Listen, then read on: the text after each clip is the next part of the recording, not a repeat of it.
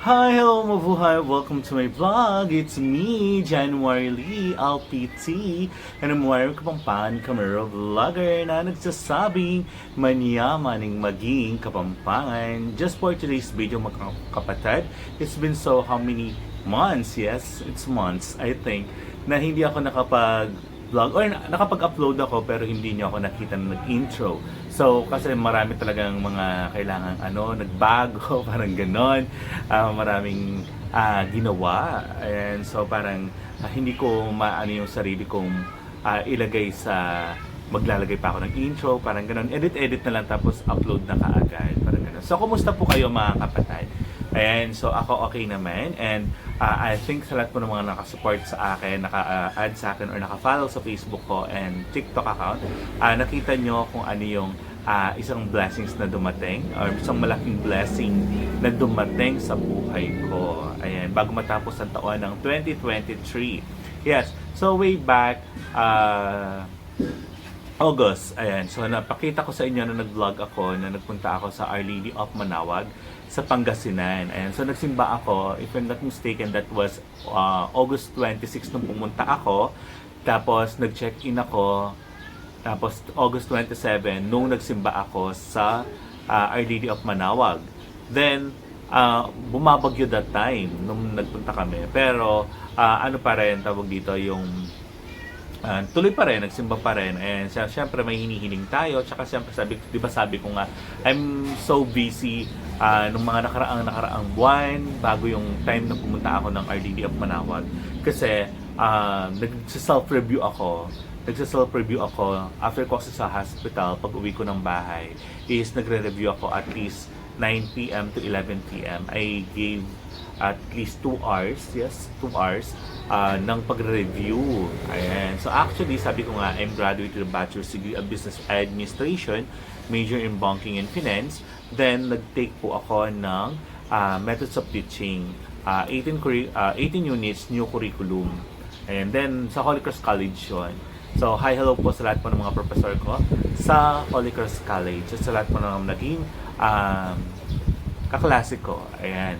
Then, syempre, dumating na ako sa Our Lady of Manaoag, super iyak ako. Actually, nakita niyo yung video, sobrang iyak ako. Kasi nga, talagang I prayed na sana pumasa ako. And sa board exam. Kasi mag-board exam ako ng September 24 that time. Last year. Then, dumating yung and that time is the time of letting go na rin, syempre. Life update. Ayan, so parang ganun ako nun. Then after nun is diretso ng Baguio, ganyan. So, noong September 24, that's the date na I've been waiting for talaga. So, parang hindi ako nakatulog that night. So, noong September 23, tapos September 24 is the board exam. So, parang hindi ako nakatulog. Then, nag-exam ako sa Pampanga High School, City of San Fernando, Pampanga. And, so, ang major ko is Social Science. So, I'm expecting na akala ko Rizal lang, di ba? Rizal, Philippine history. No, it's a world history, Philippine history, lahat. Tapos, kasama pa ang microeconomics, macroeconomics, taxations, laws, ethics, mga ganon. Ang dami talaga. Super. Parang ganon. Then, syempre, nakakaiyak kasi, gumising ako na maaga ng mga oras na yon ng September 24 para mag-board exam.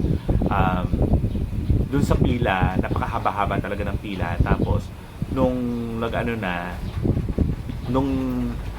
ako, nakita ko na ako lang yung walang family. Ako lang yung walang nag-attend. Parang gano'n. Lahat sila makasama yung parents nila, mga brothers, sisters nila, ganyan, friends. Ako lang mag-isa ang pumunta doon sa examination school or area. Then, after nun, nag-exam na ako. Whole day ang exam kasi 3 sets sila is Gen Ed, Prof Ed, and Major. So, si Gen Ed, everything's under the sun. Lahat pwede mong makita doon. Lahat pwede mong masagot doon. Basta parang common sense lang minsan. Ayun, parang ganon.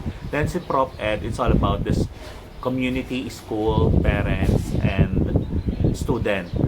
Relationship talagang yung tapos mga codes of ethics as a teacher. Ayan. Tapos yung major, syempre nandiyan yung major, nandun na yung macroeconomics, taxation, lahat-lahat.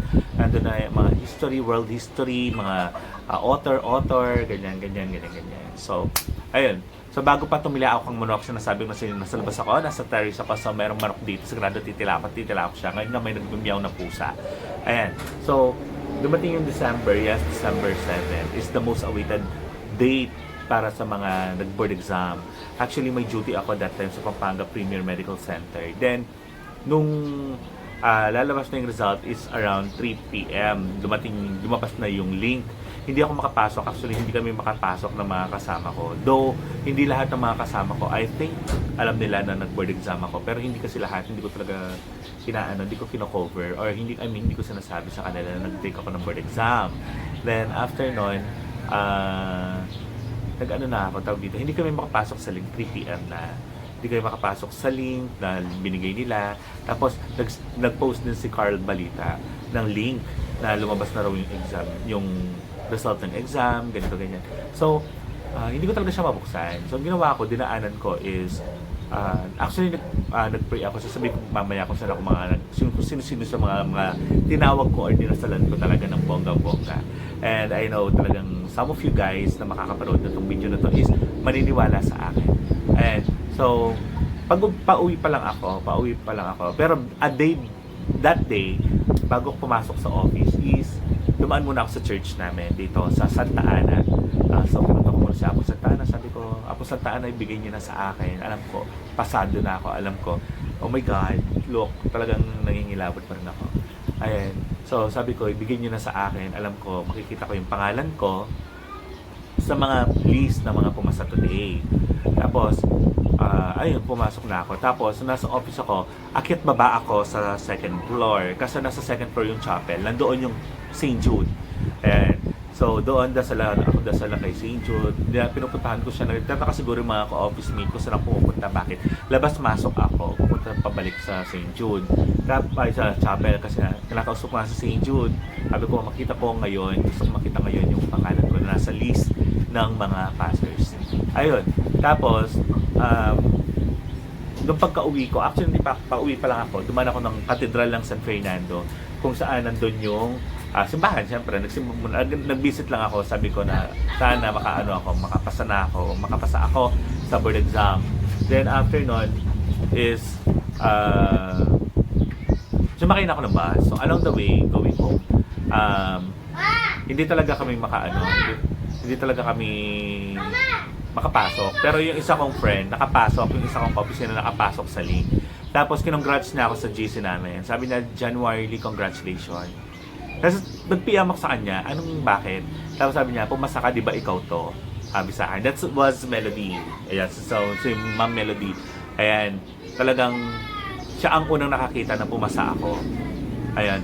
Tapos, nung pumasa na ako, ayun, siyempre, alam mo, nasa bus ako. Napasigaw ako, umiyak ako, magulgul ako. Tapos wala akong bang sabi ko na thank you Lord, thank you Apo Santa Ana, Apong Manawag, Apong St. Jude. Maraming salamat. Ayun, tapos syempre, congrats ako. Nakakahiya man, pero syempre, congrats ako ng mga nasa bus na congrats, ganyan. Yung iba na iyak pa kasi talaga nakita akong umahagulgul na. And so, this video, sabi ko nga, diba, kasi sabi ko kay Apong Manawag, I'll go back in Manawag once na pumasa ako ng board exam. And yet, pumasa ako ng board exam. Amazing! And so, I got my PRC ID. Yes, ayan. So, ito yung PRC ID ko. Ayan. And, kinuha ko yung PRC ID ko sa Tarlac. I think hindi ako nakapag-vlog doon kasi nga sobrang bilis medyo pagod. And so, bumalik ako sa Our Lady of Manawag. Ayan. So, before nakapag-vlog ako. So, ngayon nag-vlog ulit ako.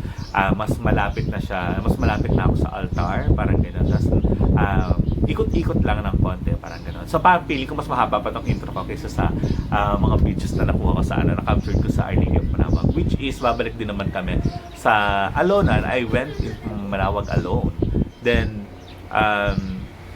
babalik kami ng February 24 together with my family para magsimba doon. And so, thank you so much guys sa lahat ng pagtitiwala, sa lahat ng mga sumusuporta pa rin sa akin, sa lahat ng congrats sa akin, bumati, maraming salamat. And ayun nga, nag-celebrate ako ng Thanksgiving nung December 11, that was my birthday. So, birthday ko noong December 11, tapos naging LPT pa ako, so parang birthday na LPT pa. Di ba? Tapos Pasko na, LPP pa. Sayang Pasko, masaya rin ang bagong taon. And so, although na-confine ako, sobrang stress talaga. Na-confine talaga ako, mga kapatid. Kasi nga hinihintay ko yung result kasi sobrang na-stress ako. Na-confine ako. Ayan.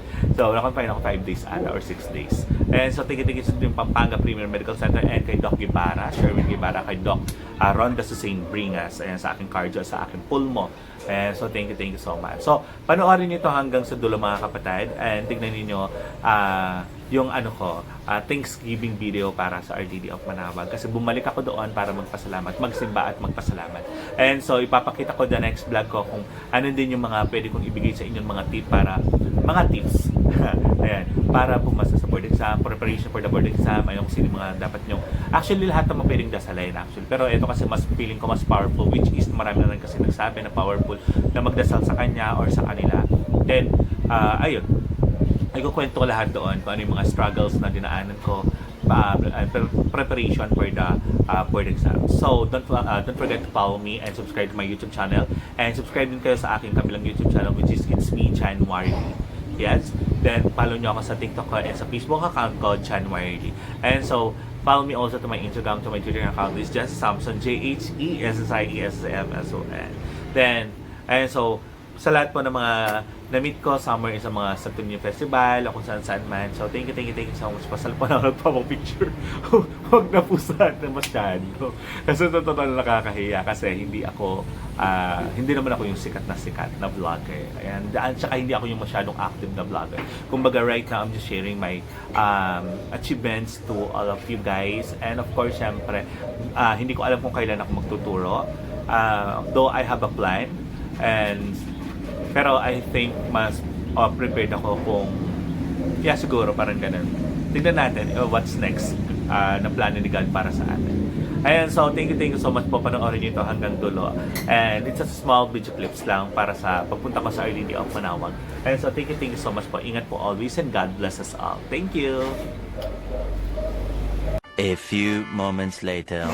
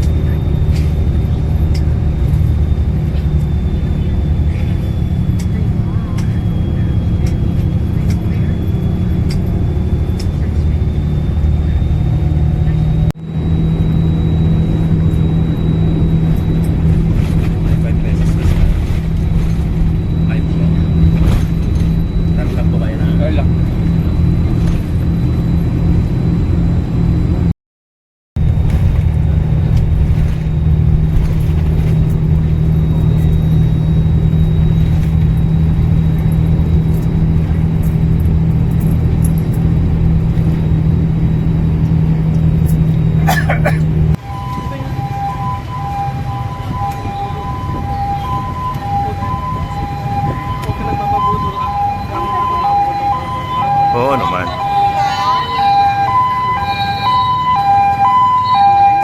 Magkano yung kandila doon? 5, 10.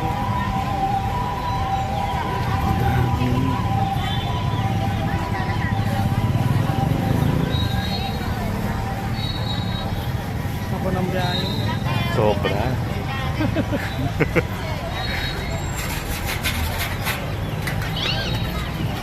So nandito na kami nandito na pala ako. sa Manawag. Ayan, para magpasalamat syempre. Babalik ako, sabi ko rito kasi babalik ako pag pumasa ako ng board exam. So pumasa ako, so bumalik ako.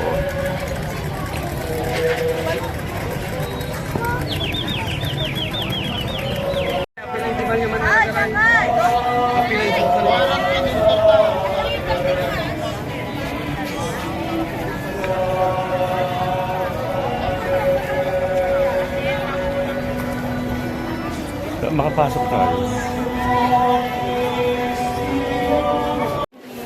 Diyan na.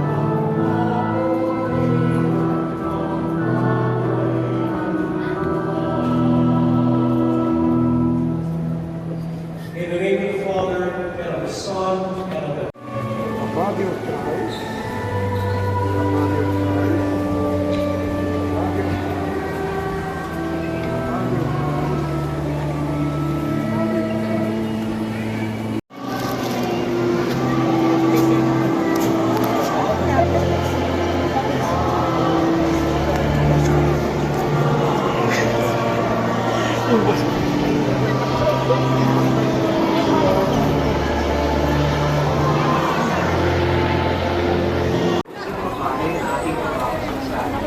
dapat itong mga pamamasmasan, yung mga rosaryo, ay maglamang pong itago, itong display, pero pagkitin at dasalin, araw-araw. At yung mga imari po ay ipapabless, ilagay po sa isang tayo. Yung mga sasakyan naman po kaya natin pinibless ay upang paalalahanan ng mga driver. The Father is in the name of the Lord. Let us pray. Almighty God, creator of heaven and earth, in your manifold wisdom, you have entrusted human beings to one who sleeps in you. Grant we ask that all who use these vehicles, especially the drivers, may make their journey with care and ensure the security and safety of others within consciousness. As they travel, let them always perceive the presence of Jesus Christ as companion on their way, for he is Lord who lives in you in the Holy Spirit forever and ever. Amen. Prayer for the blessing of those disciples in memory of the mysteries of the life, death, and resurrection of our Lord Jesus Christ, and to the honor and glory of the Blessed Virgin Mary, Our Lady of the Rosary of Manaoag, may these rosaries and other religious articles be blessed and made holy. In the name of the Father, and of the Son, and of the Holy Spirit. Amen.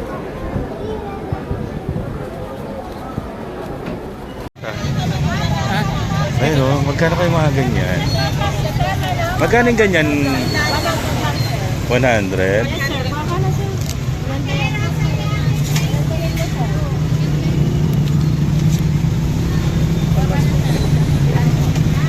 Kung mga santunin yung gano'n, magkano? Yun sir, 300 mo na lang. Yan? Pero kami ganito sir, 1.5. Eh, mahal. Isa sir. Eh, malit kami sir, kung gusto mo, dalawa 150 na lang.